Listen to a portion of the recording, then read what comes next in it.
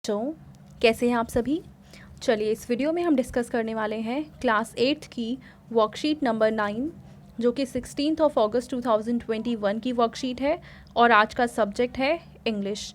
और आज हम पढ़ने वाले हैं एक पोम जो कि है the ant and the cricket.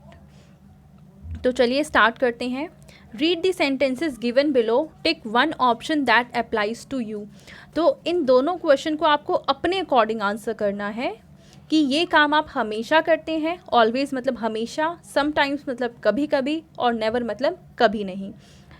Question number 1 है, आई complete my work on time. मैं अपना काम टाइम पर करता हूँ। तो क्या ऐसा आप हमेशा करते हैं, या कभी कभी करते हैं, या कभी नहीं करते हैं? तो आप जो जैसा करते हैं आप ईमानदारी से उस वाले बॉक्स को टिक कर देंगे। सेकेंड है, when I work I get distracted. जब मैं काम करता हूँ तो मैं फोकस नहीं कर पाता हूँ, उस काम से डिस्ट्रैक्ट हो जाता हूँ।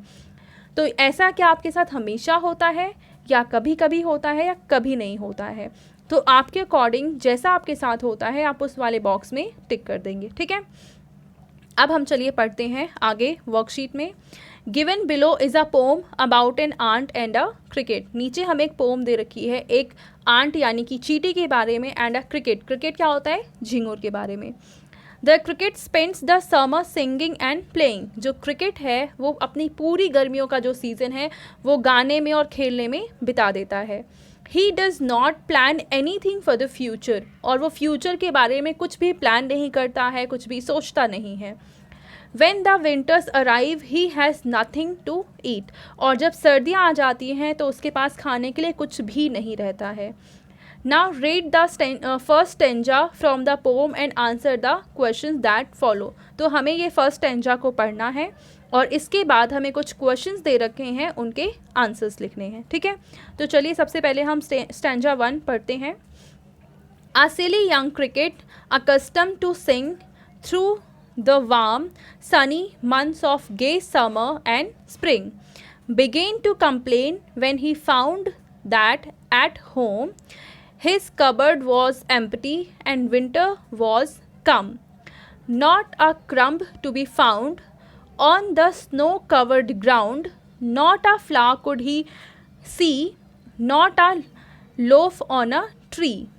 Oh, what will come, says the cricket of me. तो यहाँ पे देखो ये कहा गया है कि एक क्रिकेट यानी झिंगुर है जो कि हमेशा गाता रहता है, खेलता रहता है पूरी गर्मियों के सीज़न में, जो कि सनी होते हैं, गे होते हैं। समर एंड स्प्रिंग्स का जो सीज़न है वो गर्मी भरे होते हैं, उसमें सनी डेज़ होते हैं। तो ये हमेशा खुश रहता है, गाता रहता है, खेलता रहता है। पर वो कंप्लेन करना शुरू कर देता है जब उसे पता चलता है कि उसके कबर्ड में कुछ भी नहीं है, वो पूरा खाली है विंटर के टाइम। अब वहाँ पे कुछ भी उसे मिलता नहीं है और वो देखता है आसपास हर चीज़ स्नो से कवर्ड है, जो ग्राउंड है वो स्नो से कवर्ड है, मतलब बर्फ़ जमा हुआ है हर जगह। और आसपास कोई फ्लावर नहीं है, कुछ भी नहीं है। ट्रीज़ भी हम देखते हैं समर में कैसे हो जाते हैं, बिल्कुल वैसे ही हो चुके हैं। तो अब इसे पछतावा होता है और इसे कंप्लेन करने लग जाता है वो कि अब मैं क्या खाऊंगा, कैसे रहूँगा, क्योंकि मेरे पास कुछ भी नहीं है। अब इसके बेसिस पे क्वेश्चन नंबर 1 हमें कह रखा है, name the characters in the above stanza. तो नेम दी कैरेक्टर, इस स्टेंजा में हमें किस के बारे में बात की हुई है? तो यहाँ पे बात की हुई है क्रिकेट के बारे में। तो यहाँ पे आप आंसर लिख देंगे क्रिकेट। क्वेश्चन नंबर 2 है, why did the cricket complain. तो ये जो क्रिकेट है वो कंप्लेन क्यों कर रहा है?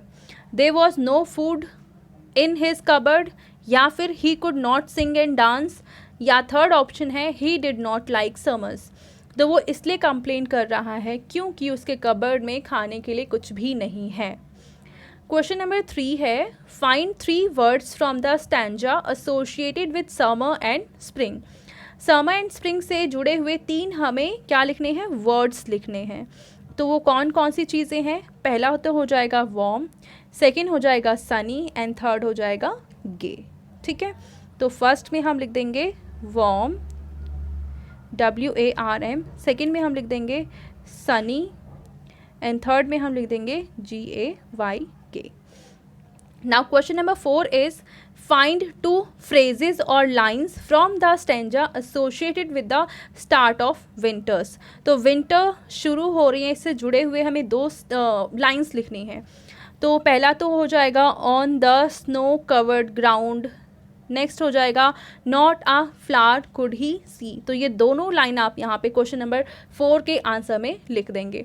तो ये थी आज की हमारी इंग्लिश की वर्कशीट। ये आगे भी कंटिन्यू होगी नेक्स्ट वीक में, और फिर हम इसके नेक्स्ट स्टेंजा पढ़ेंगे एंड आगे के क्वेश्चन को सॉल्व करेंगे। आई होप आपको ये वर्कशीट बहुत अच्छे से समझ में आ चुकी होगी। Thank you.